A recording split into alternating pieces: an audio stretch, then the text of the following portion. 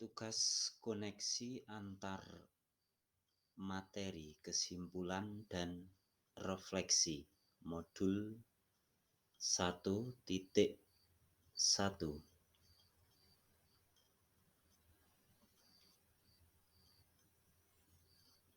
Pendidikan Guru Penggerak Angkatan 8 oleh Waliono, SD Negeri 1 Kembangsari.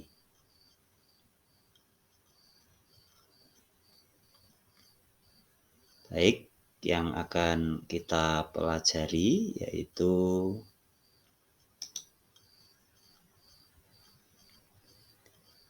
pandangan sebagai seorang pendidik atau seorang guru sebelum mempelajari modul 1.1. Yang pertama adalah murid merupakan objek dalam pembelajaran. Jadi bisa dikatakan bahwa di sini siswa ini sebagai objek, bukan sebagai subjek dalam pembelajaran. Kemudian yang kedua, kebutuhan murid ini dianggap semua sama, walaupun dengan latar belakang yang berbeda, dengan potensi bakat minat yang berbeda, namun kebutuhannya dianggap semua sama. Kemudian yang ketiga, murid atau siswa ini dianggap mendapat pengetahuan ini sebagian besar semua dari guru. Jadi hanya guru yang berperan di sini. Jadi guru ini adalah pusat daripada pendidikan atau proses pembelajaran.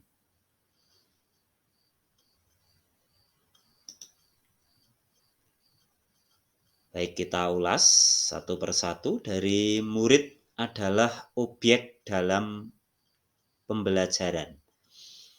Pada pemahaman terdahulu, sebelum mempelajari modul 1.1, itu siswa dianggap sebagai objek dalam proses pembelajaran.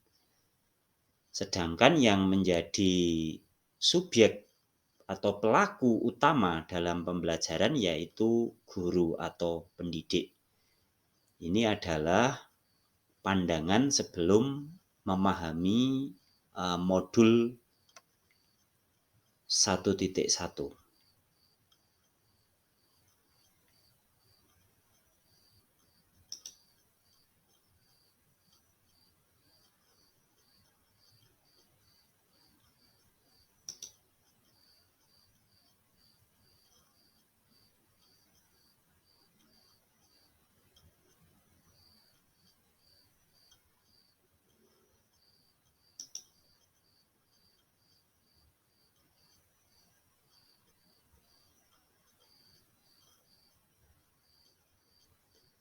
Yang kedua, kebutuhan murid ini semua sama.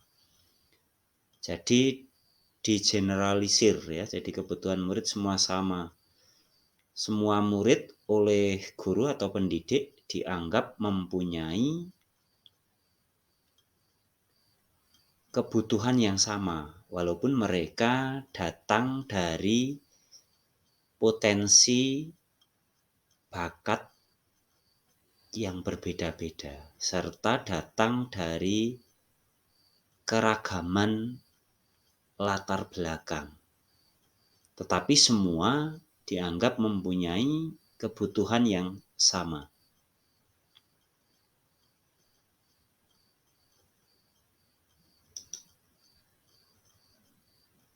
Selanjutnya, dalam pemahaman terdahulu, murid mendapat pengetahuan hanya dari guru atau dari pendidik saja.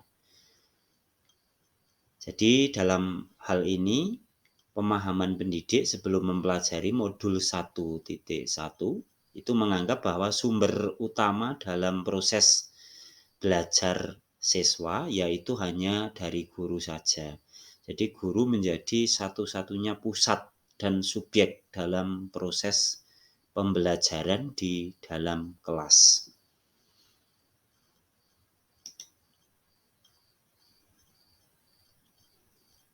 Kemudian setelah mempelajari modul 1.1 itu ada perubahan pemikiran atau perilaku.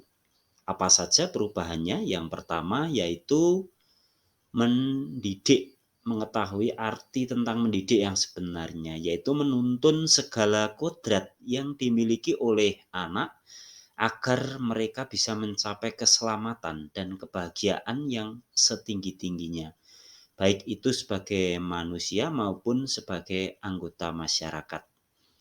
Kemudian berdasarkan filosofi pemikiran pendidikan Ki Hajar Dewantara bahwa pendidikan yang sesuai dengan bangsa kita yaitu pendidikan yang humanis, kerakyatan, dan kebangsaan dengan sistem among.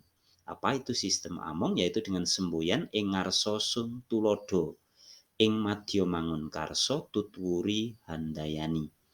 Kita sebagai pendidik dapat membantu siswa untuk memenuhi kebutuhan jasmani dan rohaninya secara seimbang.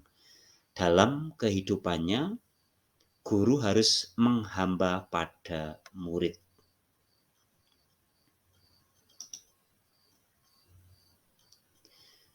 Kemudian setelah memahami modul 1.1, hendaknya pendidik mendampingi murid dengan utuh dan menyeluruh sesuai dengan kodrat keadaan, yaitu kodrat alam dan kodrat zaman. Kodrat alam adalah dasar pendidikan murid yang berkaitan dengan sifat dan bentuk lingkungan mereka berada.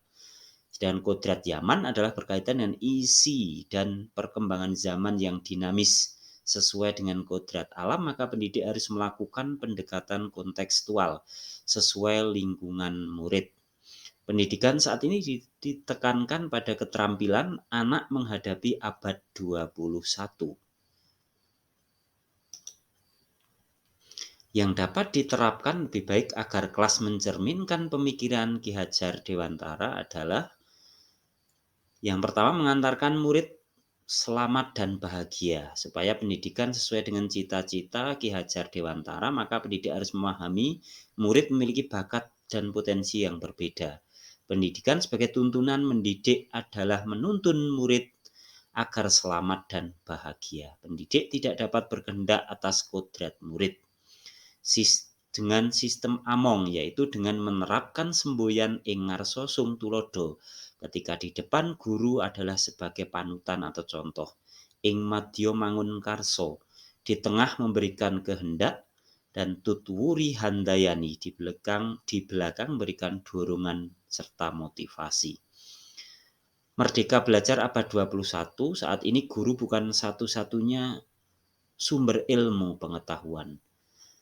Dengan memanfaatkan teknologi yang canggih, guru berperan sebagai fasilitator dalam pembelajaran bersama siswa. Demikian yang dapat kami sampaikan. Terima kasih.